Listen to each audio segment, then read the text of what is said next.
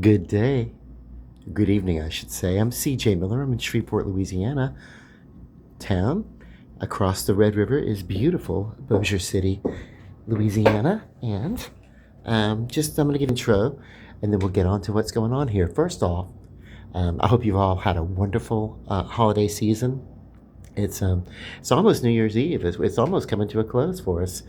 Uh, well, in Louisiana, of course, we really get into the whole Mardi Gras and everything like that, that kind of extends us all it takes our holiday season and pushes us all the way through to Easter. We go a little, I'm not even Catholic. I don't know what we do, but hey, we do it, when in Rome, right?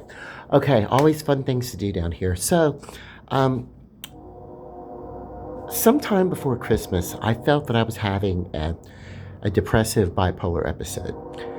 Uh, and what I learned was that, uh, but I didn't know what the cause was. But I was feeling that rundown and depressive state, and I wasn't sad. I was just feeling depressed. Well, it turned out that was the precursor to uh, a cold, like a really bad cold that I was. I don't think it was a flu or anything like that. It didn't lay me up like that, but it did. It did kind of get to me, and for a few days, I was just kind of run down, and I took you know, uh, some cold medicine and got through it, and. Uh, by the time that Christmas Day came, I was feeling fine, and yeah, yeah.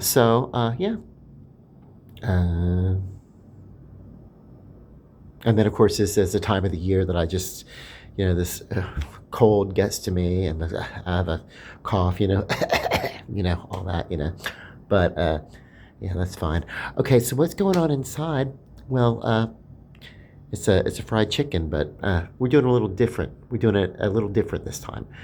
Every time I do fried chicken, I try to do it a little bit differently because I do fried chicken and I make fried chicken videos.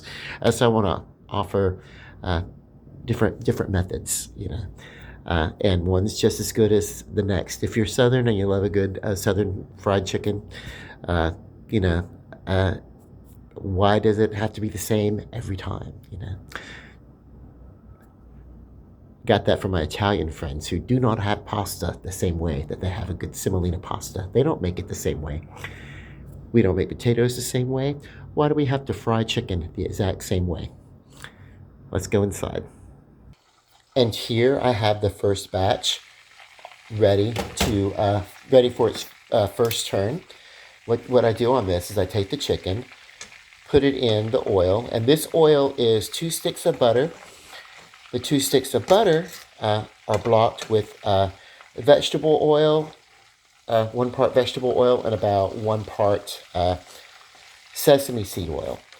And I'm shallow baking, or shallow frying, I should say, getting it just crispy. And so it's not going to be that thick, heavy crust that you get like from the restaurants when they have the high pressure cooker. But we have enough of a coating that we're going to get this good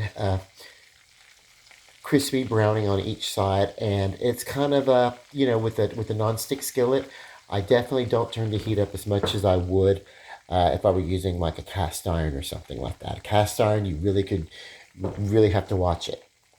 Okay, so, and obviously this is going to get steamy in just a second. So we'll come over here and I'll just show you what I'm doing with the chicken. Okay, so I have all this chicken, and I wanted to do a big batch of it so I can have it for the next few days, just to kind of get me through the new year, right? Uh, and I started earlier. I took all these legs and thighs, put them in milk. Now it was not buttermilk, but one of the tricks to that, when you want the acidity of a buttermilk to help give you a good brine for your chicken to marinate, you can take a little bit of vinegar. I used about a tablespoon worth of vinegar and put in the milk, and kind of let that do what it do. Basically give it that milky flavor with the acidity of a buttermilk. Uh, and then I used a little bit of garlic powder, not too much. And instead of adding salt, what I used was uh, chicken bouillon powder. Uh, and just kind of gave a good shakedown inside of that brine. So instead of using salt, I used chicken bouillon, which is salty all of its own. It basically is salt, but so uh, and then I just kind of let it soak in the refrigerator all day long, and then I took some of that. This is the Impetuous stuff. I'm getting around to making an instant gravy. Oh, well, not an instant gravy, but an instant mashed potato packet. But I wanted some gravy with it. So I poured off some of the brine and I made this really, really thick roux. Now I know that this is very thick. It's too thick to be a gravy. But I made it very thick so that I can use probably about a quarter of this in a skillet and dilute it down with a little water and because it's very powerful. It's got a very powerful flavor from the brine, from the milky brine that I poured off. And how I made this was I took about a half a stick of butter, 2 tablespoons of unsalted butter, and an equal measure of flour. It was self-rising flour because self-rising flour has a little bit of baking powder in it, and that kind of gives it some texture, some puffiness to it. And then I took probably about a teaspoon of aromatic vegetables, celery, onion, bell pepper, that kind of stuff, a little garlic. Put it in the skillet, got the flour all kind of cooked up. The main thing you do with the roux is you want to get the flour cooked. And then I took some of the milk from the chicken and used that and poured it into the skillet. And then a little bit of a product called Kitchen Bouquet, which is condensed aromatic fragrances. And and just let that come together and make like a really, really thick roux. And here you are. And I can use this as the base for a lot of soups, a lot of anything, really. So sauces, gravies, anything like that. This, if you have this, and if you want to do some really, really good wintering, warm the kitchen, warm the house kind of cooking, this is something that's good to have. And this will stay in the refrigerator for 2 or 3 days. A good roux, covered up, So let me get back to the chicken. Hang tight. So you see where we're getting this light coating, where it's not heavy. You can turn it a couple of times, but you don't want to turn it too much because what crispiness, what breading is there, we don't really want to lose it. This isn't that big coating with an egg. This is a no egg coating, and so we're not getting that big crust. You really basically just getting a little crispiness to hold the flavor on of those seasonings. So what we're going to do, or what I'm going to do, I did a lot of therapy, so I speak in we's. I did technical support work for a while, and you answer the phone. What we can do is, and it's like, how condescending. What I'm going to do, I will work on that. What I'm going to do is I'm going to put the lid back on. And at this point, I don't want this to cook. I don't want it to cook it too high because I don't want to end up burning the chicken.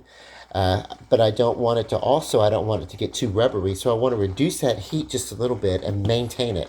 And this is something that I can do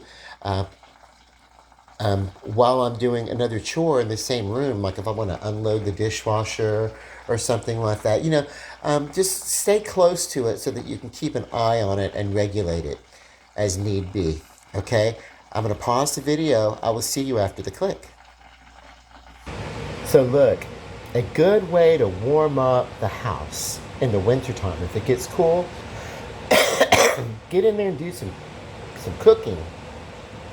Let some of that cooking heat warm up the house a little bit. And also, I've said this before, and it probably doesn't need to be said. But yeah, let's do it. Let's talk about it. Okay, when working with raw meat, especially raw chicken, even egg, even whatever, anything you're doing that involves this level of cooking from scratch, especially, you really want to keep your hands washed, all the time, when in the kitchen and working with raw meats and raw vegetables too, by the way.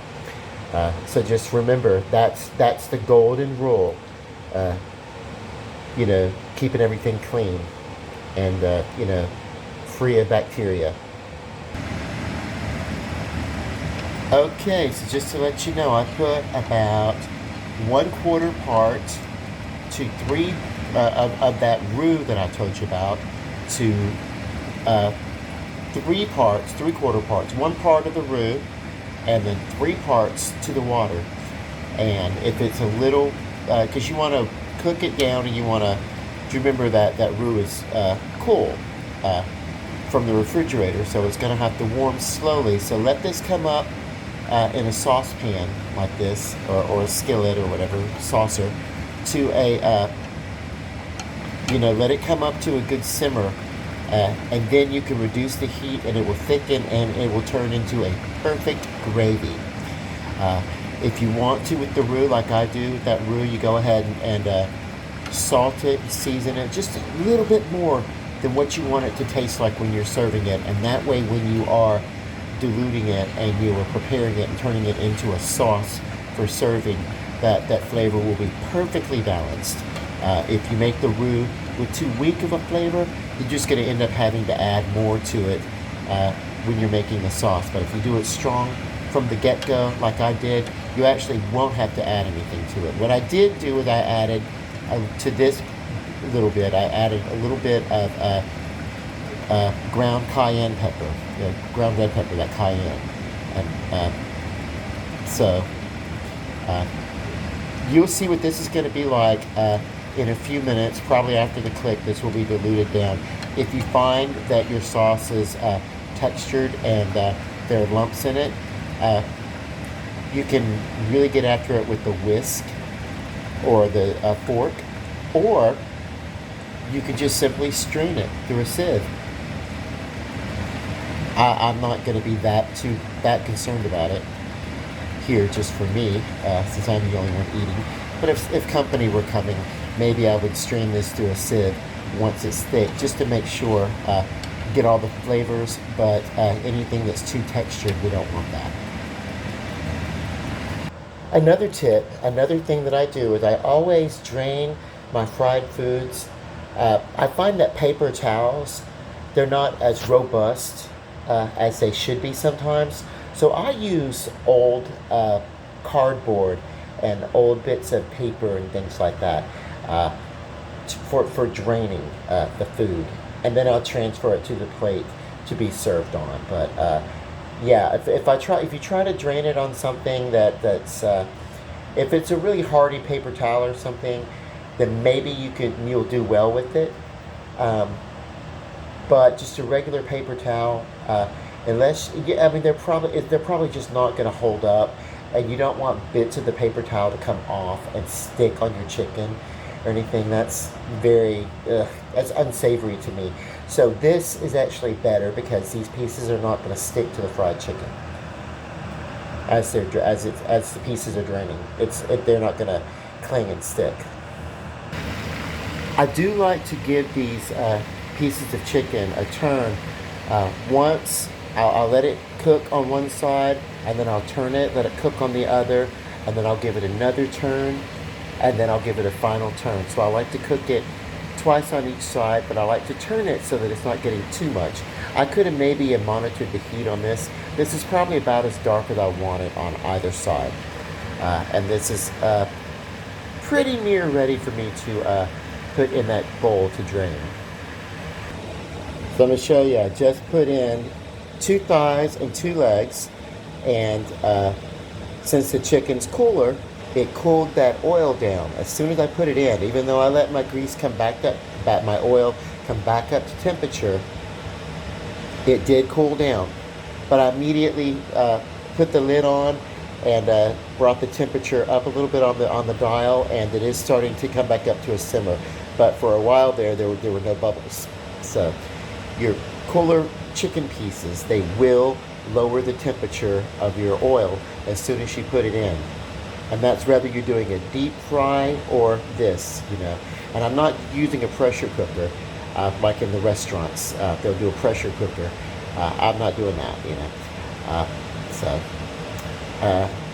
And I can't wait for you to see this when it's all done, because oh my God, does it really look beautiful, and it's going to be very flavorful and tasty as well. Here we are, applying no false modesty. I can already tell.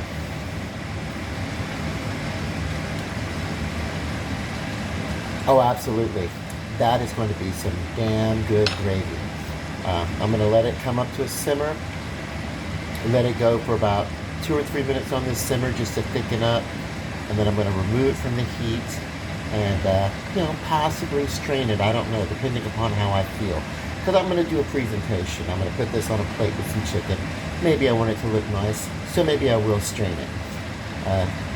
If I were here at home, I probably wouldn't. I would probably leave the bits of veggies and aromatics in the gravy and probably just eat it with the chunks of aromatic, aromatic vegetables. I'd probably eat those chunks. I'm not speaking an ancient language. I'm making gravy with aromatic vegetables. Alright, just giving this chicken its first turn. Being ever vigilant on this temperature. I want to reduce it. And this may be an instance in which maybe I let it go a little long on this one side. So maybe this particular batch, I'll just watch it and I'll give it one turn on each side. But I'll turn it down because it's good. It's a good color on this one side, but I don't want it to get too dark. It would be a little, scorchy, and I don't want that, So I almost overdid it there. As I'm doing different batches in the same oil, we will notice that, I'll observe for you, in case you haven't noticed, you probably have. When you're cooking oil at home, the more you use the oil, it'll get, your batches will get a little bit darker each time. And then, of course, over here, right now, I'm going to go ahead and turn the heat off on that. That's perfect. I'm going to give it a slight stir, and then I'm just going to let it sit until I'm ready for it.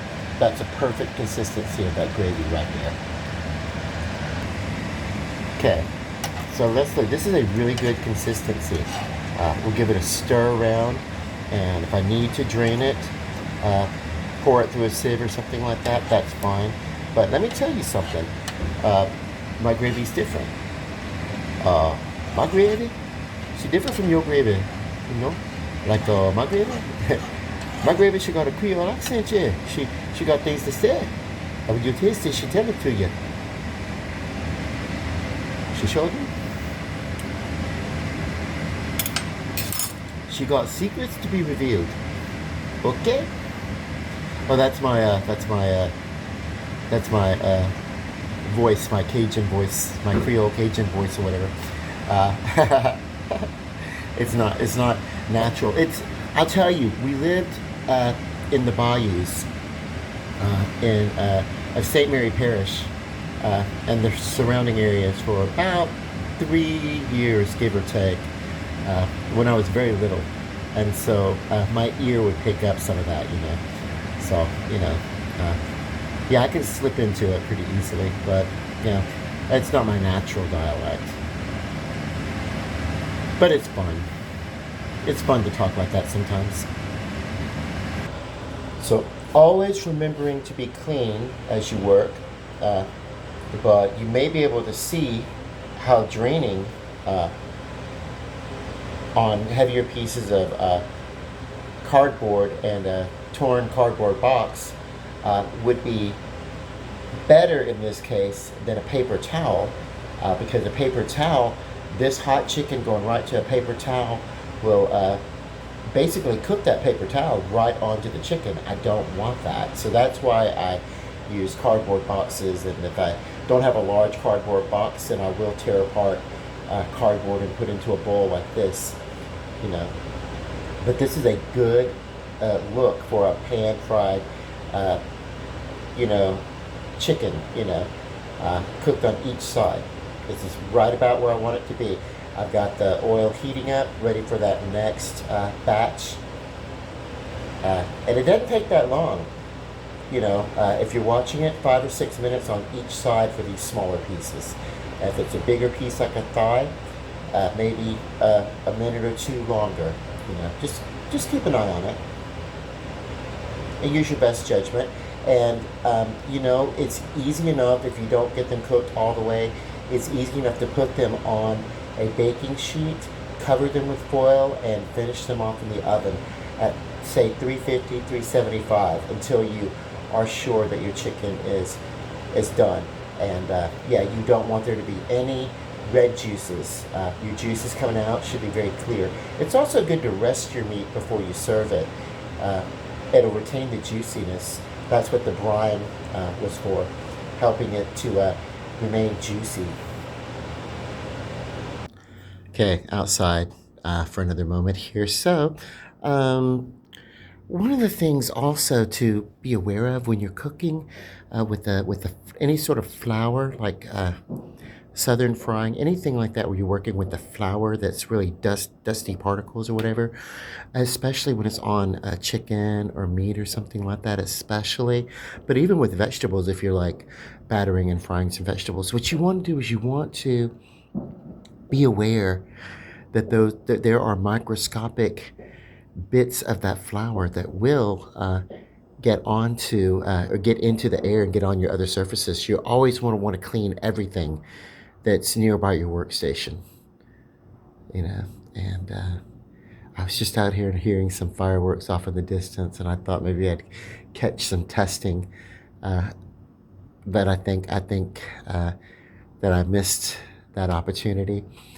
But I'm gonna try to if I'm around uh, downtown on New Year's Eve. I'm still unsure what we're all doing. That's something else that's impetuous. Me, my friends, and everything. We're all kind of like, hey, we'll do what we can. We'll see what's up, and we're all forgiving of each other's busy schedules during the holiday seasons. But if at all possible, and I'm downtown, and I remember because I'm in my 50s, I will try to do some videos of our New Year's fireworks. I think that we're supposed to be having a production of rockets over the red for New Year's Eve. Oh, there we go. Way over there. A preview. That's probably a individual people doing some Roman candles or something.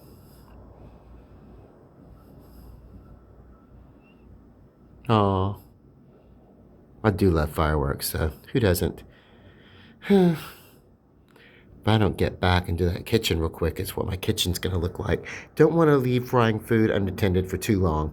Stepping away for a moment or so is fine, but you really don't leave it, especially with a gas stove. You never really want to leave a gas stove with fat or grease in the pan unattended.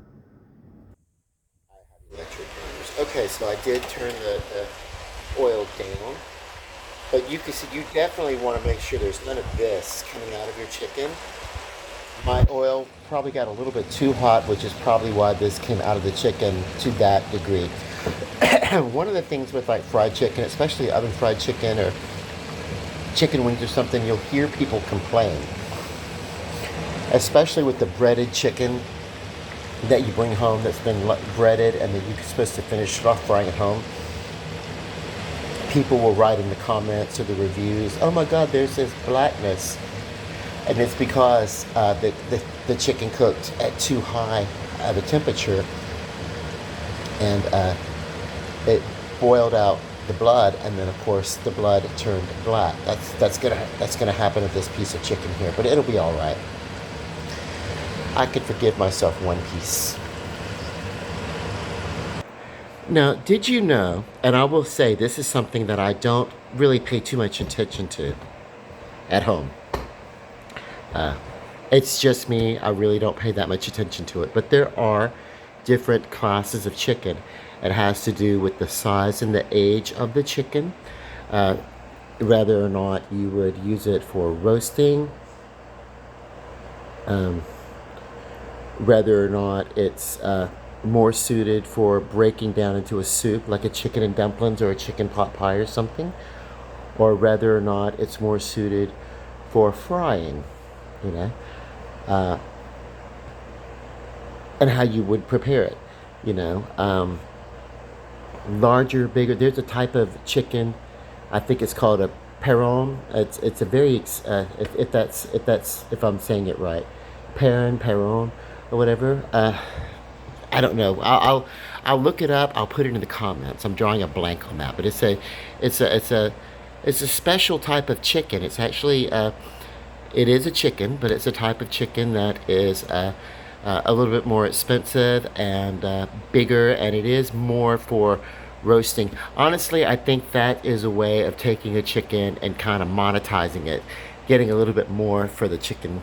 You know, maybe it's a different type of chicken, a different breed of chicken, but usually the chicken, they're the hens, but it depends upon the size of them. And of course, you have the rock Cornish hen, which are smaller. I don't know if they're just smaller chickens or if they're younger chickens or if they're different size. I don't know. I need to get into that, but I do know that there are different types of chicken, and originally they were earmarked for different earmarked. They were to be used for specific purposes, like I said, for soups or for frying or for roasting, or some more suited for stuffing and unstuffing or whatever. You know, I really didn't realize that until really not that long ago. Actually, had to pause the video. My throat was getting dry. I needed this. Okay, so yeah, one of the things I'm going to work on doing, I do not think I'm ever going to not want to drink a good, Coke Zero or something like that, but I am going to work on drinking less of them. And how I'm going to accomplish that is I'm going to work on, in the new year, working in more of different types of drinks into my daily routine, just to be a little bit kinder and healthier to my kidneys and things like that. So I want to drink more hot teas and things like that. I know that it's not really going to do much for,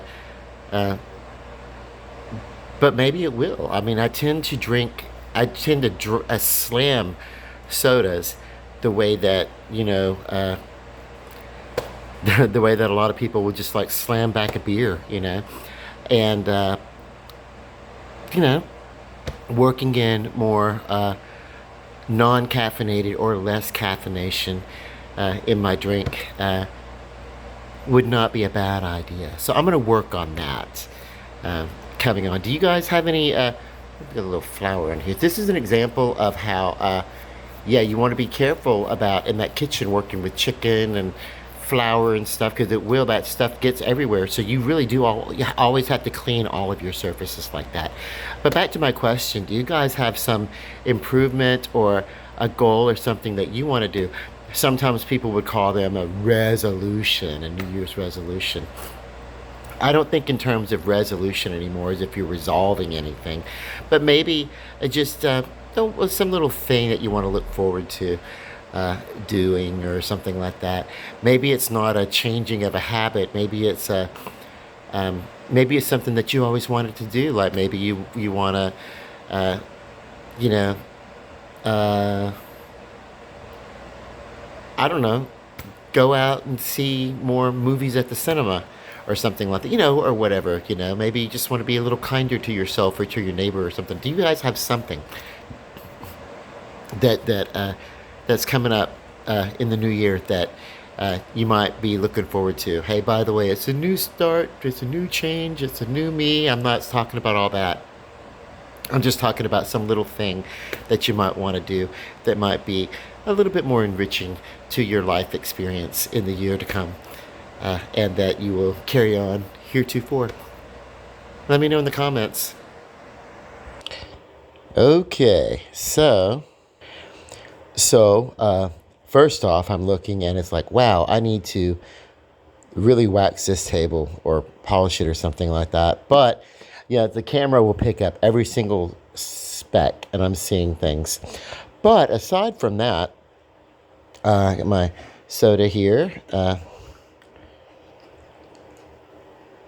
I basically put the can in here just to basically be lazy because I'm too lazy to move that little cup thing out of the way. It's actually, it goes with this. Yeah, it goes with this. It was a Velcro on the bottom and the thing here, and it would sit here. But over time, it's gradually the Velcros come off. But still, it was a great thing, and I love it. So they're kind of cool. I love a little table, my little table setup. But sometimes I love these things on the table so much that I put everything out on display. And it's like, wow, it's great when it's just me and I want to sit like this. But when company's coming over, I gotta like clear it and I gotta pick a damn motif and go with it. This, by the way, I got a lease citation. This wasn't even turned on. It's not a flame. It's an electric light. But oh my god, I was able to clear it with them, you know. And then of course the other stuff. Ugh. I still haven't heard anything about that. I guess maybe they were blowing hot air, or they just haven't gotten around to it. They have done some cleaning in that area, but it just seems like, even if you're, you know in authority, and you know that you are superseding your authority to take a certain action, then you shouldn't threaten to take that certain action if you know by law you're superseding your authority vis-a-vis uh, uh, property management threatening to hold one tenant accountable for the goings on in another apartment or something that's unassociated with you or whatever, whatever. Yeah, I'm gonna work on letting that go in the new year, provided they allow me to let it go. Okay, because I generally do like living here. We just gotta, work on our communication once in a while. Like, talk to me, don't threaten me, don't get passive aggressive. I don't respond well to passive aggressivism. I was passive aggressive before I knew that was even a thing. So, mm. Except I can back up my passive aggressivism because I'm intelligent enough to read contracts. It's damn near a disability for me. Okay, so let's taste this. This is the brown sauce that I didn't really strain it. I decided to leave what you would call the mirepoix, the small vegetables in the sauce. And, you know, it's got an accent. My gravy has a twang. My gravy has a dialect. And it's really going to balance well with this chicken. And first off, it's going to be hard for me to... let me just take this chicken. I'll take the drumstick here. And it kind of shrunk up and lollipopped itself. Some people act like, oh my God, it's a lollipop chicken. Sometimes you can do that when you just push the chicken down and lollipop it. In this case, the frying took care of that for me because the meat does shrink when you lose fats and oils and juices and things. But so I've got it rolled all the way into this gravy, so it's going to be very flavorful. And how fun, right? Okay.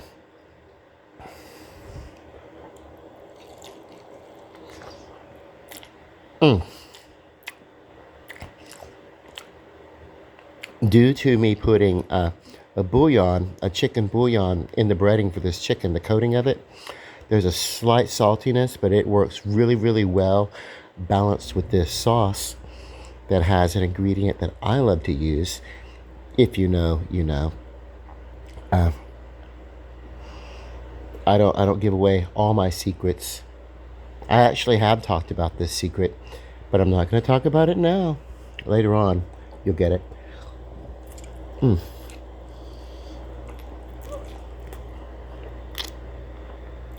Now,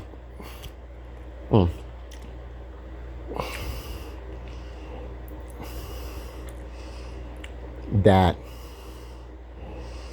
that is wonderful. That is wonderful. This, um, for as rustic as it looks, and I did decide not to make the mashed potatoes, even though it's midnight and my calorie count started over. I felt like it would have been a little heavy, this, you know, for me right now, because I did have hash browns a few hours ago. About 3 or 4 hours ago, I was having like Waffle House hash browns, and so I felt like the potatoes would have been, too heavy for me. Well, that's delicious. Now I'm gonna give you an ex. I feel like you deserve an explanation. I've talked a lot about a book that I'm going to put out, that I'm still intending to put out. Um, I was doing some refining on it the other day, and I'm not exactly certain what happened, but on my laptop there was an automatic update that started, and I I really don't know exactly what happened, except I did not leave my computer on. I wasn't finished working with what I was working on. And so, in the part of the book, the part of the poem that I was working on, uh, and I tried to stop the update, and in doing so, I don't know what happened, but um, the computer now does not turn on. I will see it; it'll turn on, but nothing happens. It's like I don't know what I did. I basically destroyed the laptop that I was working on. All the work is saved. I didn't lose the work, but I no longer have an actual laptop to conveniently work on. Uh, so I'm going to have to work on setting money aside to buy another laptop just so I can finish that work. But that doesn't set back the release of my what I was gonna do. I was really gonna have it ready to release in just a few weeks. I'm actually doing all sorts of reading on different ways to format a book, and it turns out for me, I don't think that Office is going to be the best way to go with formatting a book, because I want to submit it on Amazon. And Amazon has their own formatting tool that I can download and use for free. So the next time I get a laptop, I'm going to download that. Now, what I've lost, and I have all the original poems, all the original works. I have, well, almost all of them. Uh, and of course, I have all the original images because, you know, well, most of those paintings are hanging in my apartment, and some of them are that I've gifted to friends so that I can easily get back and everything. So that's fine. Not too much has been lost there, but it is kind of back to zero. Like uh, I had it maybe a second or a third draft, and I was just really, really confident, really, really ready to go with it. This collection of poetry called "Dancing on the Lifeline," and I lost basically that iteration of it, that formatting of it. Uh, and what I mean is that some of the works that started out as songs I had reworked into an actual, like, less song format and more of a continual poetic format, to fit the book. But I still have the originals. I'm going to be able to recreate it just fine. It's just going to take a little bit longer, but I'm so bummed out. And I promise you, this is not BS. Well, actually, I can, you can go back and you can see in some of the videos where I was working in my book before I went on my vacation a couple of months ago, and then I was going to spend the time and get it together. So it's just one of those things where I just didn't move fast enough, and the lesson for me is procrastination, and being too, Yeah, you know, I should have gotten after the studying that I needed to do to learn about how to submit and to publish on Amazon. But there is a publishing tool. You can Google it for yourself. I forget the name of it, but it's actually like specifically for their Kindle services that you can submit to their Kindle service, and it doesn't cost anything. And then there are a couple of other ones that you can pay to format. It's like maybe $50 or something like that for them to publish your book, and they'll publish it on Amazon with the Kindle. Uh, but then they'll also advertise and put it anywhere that books are sold. So it's a marketing. It's a publishing tool and a marketing tool together. So there's various different ways. So for me, it's just going to be choosing the right one. I think I'm pretty much going to stick with what I know is a comfortable market, and that's Amazon for self-publishing. But so my apologies that right now I don't have that book out like I said I was going to have it out. I do promise that it is forthcoming. It's just, oh my God, one of those technical hiccups.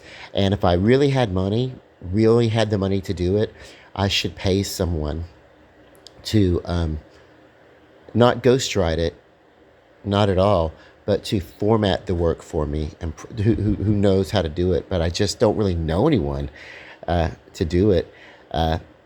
That could do it for the amount of money I'd be able to pay them, which would not be much. So it just looks like I'm going to have to learn how to do it myself.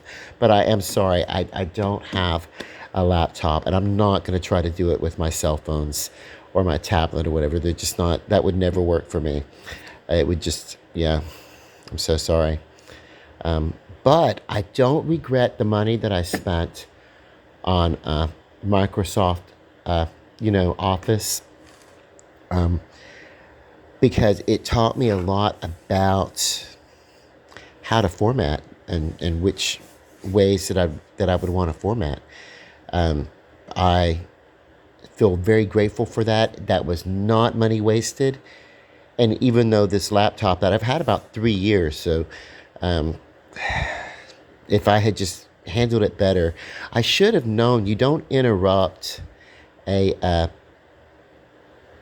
There's a way you can go in and you can set it to not automatically update your laptops and your Windows where they don't automatically update. You can set them where they won't do that, but I neglected to take care of that, and I should have known better. Maybe I'll be able to get the computer someplace to someone who can service it and get it taken care of. I don't know, Anyway, um, after about 3 years, I'm probably due for an actual upgrade anyway, you know. Uh, so maybe I should just think about just buying another laptop the next time I get the money together. Um, we'll see. I've got a birthday coming up in April, so maybe that could be a nice present for myself. Who knows? I think the last one was either a birthday present or a Christmas gift to myself. Okay, but I do apologize because by now I should be rolling out, like, this book should be coming out like either right before, like it should have been right around Christmas, and I procrastinated, and I thought, well, I'll just do or New Year's or something or whatever, or make it a goal or something, and I procrastinated on it, and I'm so sorry. Anyway, just know that there is a book. It is forthcoming. I am going to get it taken care of, and then if you want, you'll be able to look at it and decide if you want to buy it or not. But it's mostly for me anyway. Just to say, hey, I've done it. I wrote a book. I've got a lot of things. I've got like an entire schedule of releases. First the book, and then of course I have my short story collection, and then I start on my novellas. Then I've got that I've set this order my entire life of how I was going to do it when I got around to doing it. But I was going to wait until I was retired and you know and I retired a few years ago. Uh, but I guess I was just kind of like waiting, for the right till it felt right, and it does feel right, and it is going to happen.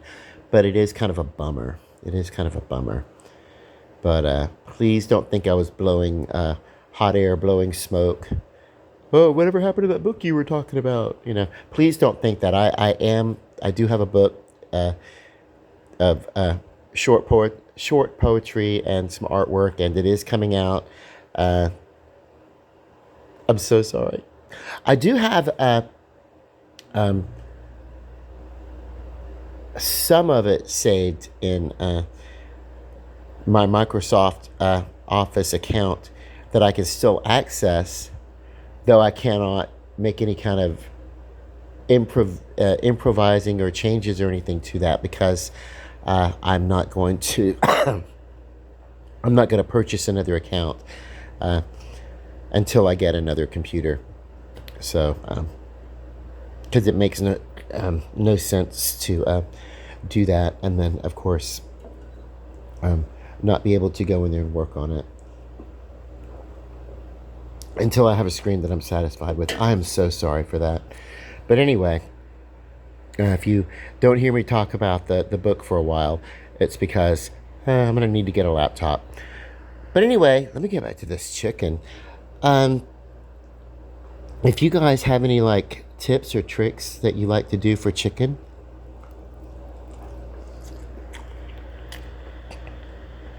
my vlog is very conversational. I welcome comments. I really do. Um, what about that rating of chickens?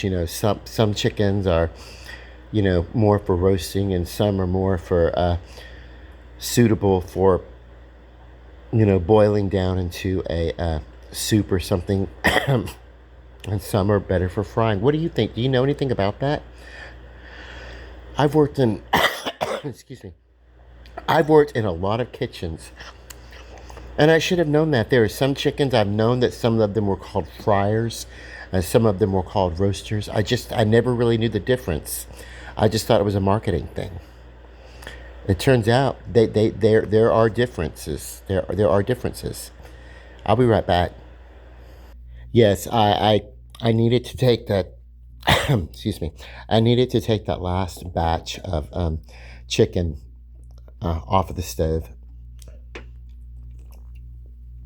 It was done cooking. Okay, let me tell you, the fried chicken here is really good, but what really sets it off is this gravy.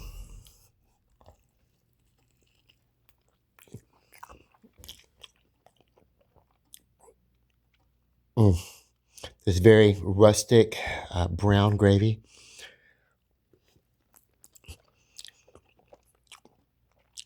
And if you can do a roux, if you have your way of making a roux, there's different ways. Typically, it's a butter or an oil or a fat or some sort, um, and it's half portion of a butter and half portion of a flour. I typically use self-rising, but you don't have to use self-rising. I like self-rising because self-rising already has salt in the flour and it has baking powder. And baking powder is typically blocked with cornstarch and baking soda. So you get that extra bit of texture and that little bit of a flavor to it. You can, if you don't want to use flour, you actually can use cornstarch. Um, you can,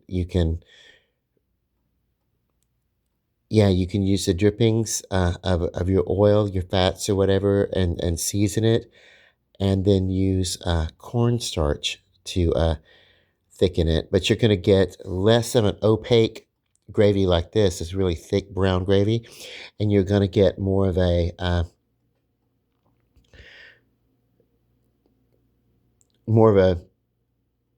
translucent gel, which is fine. It's flavorful, but that'd be more like what you get in, say, like when you bring home like a banquet TV dinner or something like that, and you can sort of see through the gravy almost. It's like a dark gravy, but it's more of a gel than an actual sauce that's been heated up. That's because of the cornstarch. It almost has a natural gelatine type quality to it. But that's what cornstarch will do for you versus flour. So it's just a matter of preference there. Okay, I'm going to get back to finishing my dinner. I'm going to bid you all love and light. Again, I'm sorry that the book is not ready and on time. Um, I guess setbacks happen. Um, but yeah, love and light, bon appetit, God bless, and good night.